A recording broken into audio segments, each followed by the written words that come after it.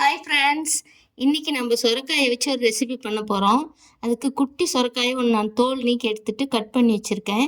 2 வரமிளகா, கொஞ்சம் கருவேப்பிலை, சின்ன வெங்காயம் ஒரு 10-15, 2 தக்காளி. வாங்க இதை எப்படி செய்யலான்னு பார்க்கலாம். பாத்திரத்தை அடுப்பில் வச்சு 2 ஸ்பூன் எண்ணெய் ஊற்றிக்கலாம். எண்ணெய் காஞ்சது கொஞ்சம் கடுகு உளுந்து, கடுகு பொரிஞ்சது கொஞ்சம் ஜீரகம் போட்டுக்கலாம்.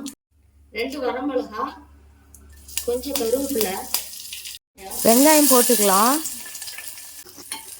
வெங்காயம் பாருங்க இந்த அளவுக்கு வழங்கினது. தக்காளி போட்டுக்கலாம்.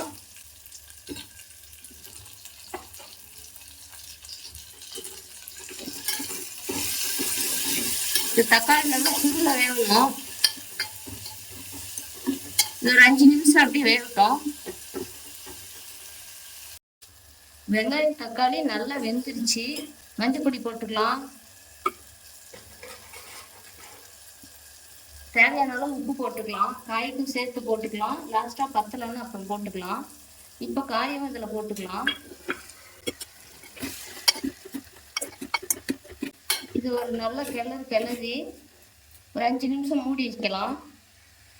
கொஞ்சம் அடுப்பை வேகமாக வச்சுக்கலாம். 5 நிமிஷம் ஆயிடுச்சு. காய் கொஞ்சம் ட்ரையாக இருக்குது, வெந்திருக்குது. இப்போ கொஞ்சம் இதில் தண்ணி ஆட் பண்ணிக்கலாம்.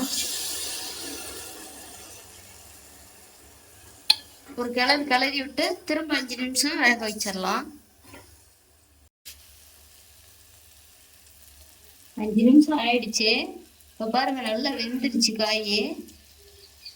இப்போ அடுப்பு ஆஃப் பண்ணிட்டு நல்லா கடைஞ்சிடலாம்.